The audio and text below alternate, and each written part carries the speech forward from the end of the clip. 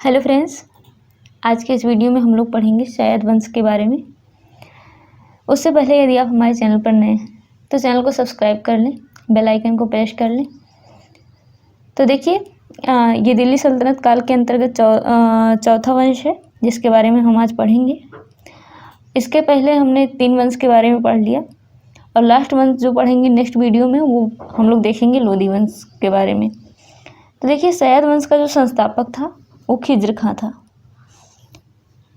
Sorry, यहाँ पे गलत लिखा गया, खिज्र खां था। जो सैयद वंश का संस्थापक था वो खिज्र खां था। हमने पिछले वीडियो में देखा था कि जब तैमूरलंग का सहयोगी था। जब तैमूरलंग 1398 ईस्वी में भारत आता है तो उसका ये सहायता करता है एक तरह से।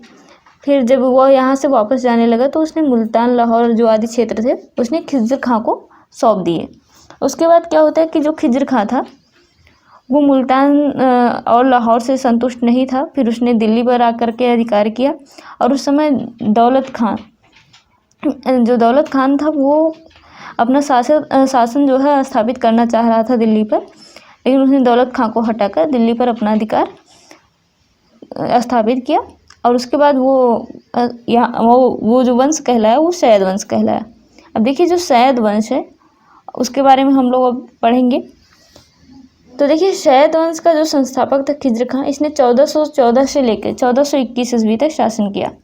1414 से लेकर 1421 ईस्वी तक शासन किया।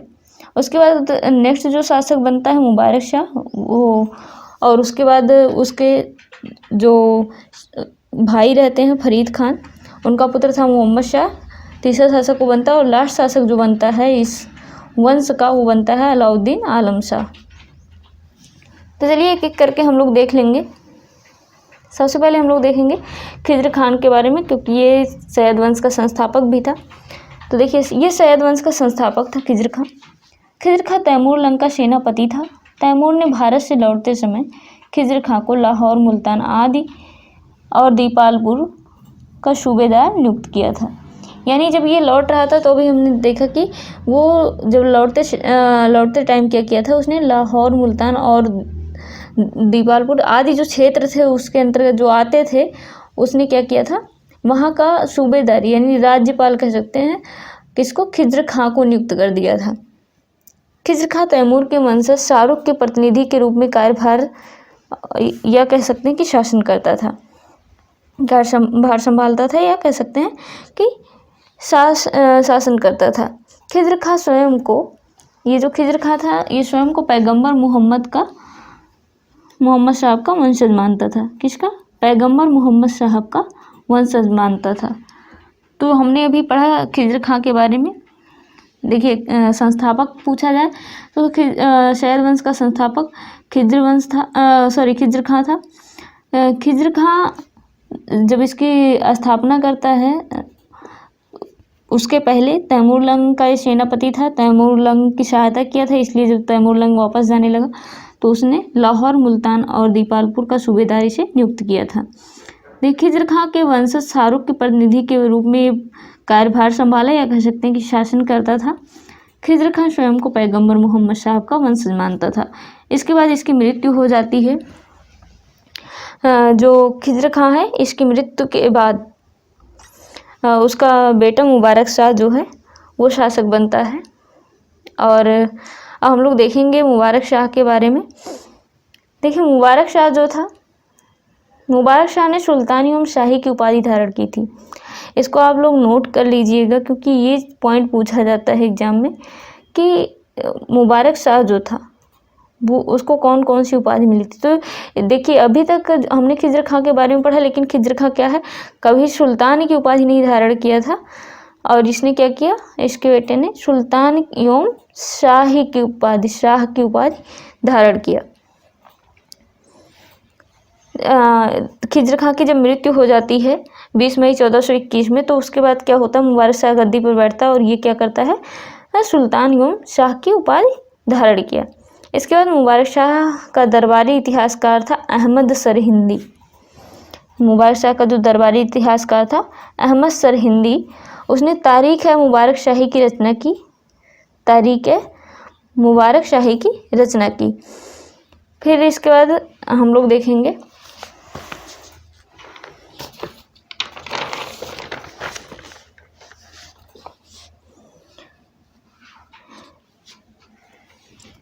मुबारक शाह ने और क्या किया। मुबारक शाह ने इसने मुबारकाबाद नामक नगर की स्थापना की। देखिए जो मुबारक शाह था उसने मुबारकाबाद नामक नगर की भी स्थापना की। इसने भटिंडा और दोआब क्षेत्र में हुए विद्रोहों को सफलतापूर्वक दबा लिया। यानी इसके समय में जो भटिंडा और दोआब क्षेत्रों में जो भी विद्रोह हुए थे उसको सफलतापूर्वक इसने दबाया। और अंततः क्या होता है कि जो इसका वजीर होता है, इसके वजीर द्वारा इसकी हत्या करवा दी जाती है। जो मुबारक शाह था उसने मुबारकाबाद नामक नगर की स्थापना की और उसने क्या किया, भटिंडा और दोआब क्षेत्रों में होने वाले विद्रोहों को सफलतापूर्वक दबाने की कोशिश किया, या कह सकते हैं कि उसने दबाया। और अंत में यह होता है कि जो उसका वजीर होता है, मुबारक शाह का जो वजीर था वही क्या करता है, इसकी हत्या करवा देता है। इसके बाद नेक्स्ट जो शासक बनता है ये मोहम्मद शाह बनता है। देखिए मुबारक शाह के बाद मोहम्मद शाह अगला सुल्तान बना। इसने 1434 से लेके 1443 ईस्वी तक शासन किया। मुबारक शाह के बाद मोहम्मद शाह अगला सुल्तान बना। इसका जो वास्तविक नाम था, देखिए ये भी पूछा जाता है मुबारक शाह का वास्तविक नाम क्या था। मोहम्मद बिन फरीद खान, मोहम्मद बिन फरीद खान, ये इसका वास्तविक नाम था। मुबारक शाह के बाद मोहम्मद शाह अगला सुल्तान बना। इसका वास्तविक नाम मोहम्मद बिन फरीद खान था। 1440 ईस्वी में मालवा के शासक महमूद शाह खिलजी ने दिल्ली पर आक्रमण किया और 3 दिनों के भीषण युद्ध के पश्चात संधि हो गई और महमूद शाह खिलजी वापस मालवा चला गया। देखिए होता क्या है कि मुबारक शाह जो था उसके राज्य में क्या होता है कि 1440 ईस्वी में मालवा के जो शासक थे महमूद शाह खिलजी, वो मुबारक शाह से युद्ध करना चाहते हैं, तो वो दिल्ली पर आक्रमण करते हैं। और फिर 3 दिनों तक जब युद्ध चलता है उसके बाद ये दोनों आपस में संधि कर लेते हैं। और संधि के बाद क्या होता है कि महमूद शाह खिलजी जिसने दिल्ली पर आक्रमण किया था वो वापस लौट जाता है मालवा। ठीक, तो आप लोग ने देखा भी मोहम्मद शाह के बारे में। देखिए मुबारक शाह के बाद जो शासक बना था वो मोहम्मद शाह बना था। ये इसका चचेरा भाई था। इसका वास्तविक नाम जो था मुबारक शाह का ये चचेरा भाई था और इसका जो वास्तविक नाम था वो था मोहम्मद बिन फरीद खान। और 1440 ईस्वी में जो मालवा के शासक महमूद शाह खिलजी थे उन्होंने क्या किया था, दिल्ली पर आक्रमण किया था। और दिल्ली पर आक्रमण जब हुआ 3 दिन तक क्या होता है, भीषण युद्ध चलता है। और भीषण युद्ध के पश्चात क्या होता है कि आपस में ये दोनों संधि कर लेते हैं।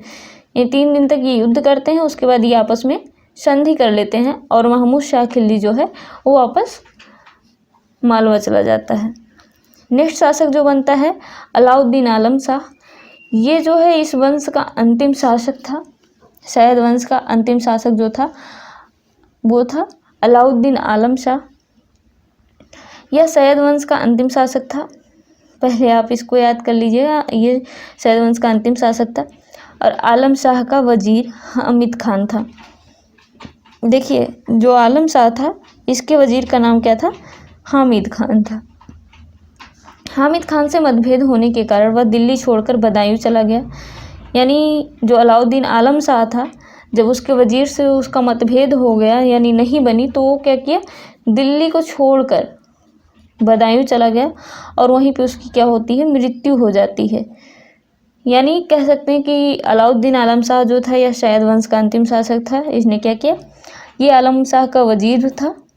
जो आलम शाह का वजीर था वो कौन था, हामिद खान था। देखिए यहाँ पे पूछा जा सकता है कि आलम शाह का या अलाउद्दीन आलम शाह का वजीर कौन था, उसमें ऑप्शन आपको दे दिए जाएंगे। तो आप यहाँ पे ये देखिएगा, हामिद खान जो था ये उसका वजीर था। हामिद खान की और आलम शाह जो इसका शासक था और इसका वजीर, यानी जब इन दोनों की आपस में नहीं पटी, या कह सकते हैं जब आपस में मतभेद हो गया या नहीं पटी, तो उसने क्या किया, वो दिल्ली छोड़ करके बदायूं चला गया और वहीं पे उसकी क्या होती है, मृत्यु हो जाती है।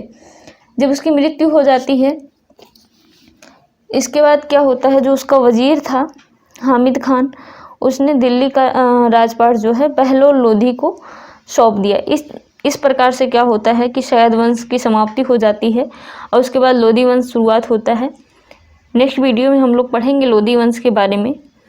उससे पहले यदि आप हमारे चैनल पर नए हैं तो चैनल को सब्सक्राइब करके बेल आइकन को प्रेस कर लें ताकि आपको सभी वीडियो का नोटिफिकेशन मिलता रहे। धन्यवाद।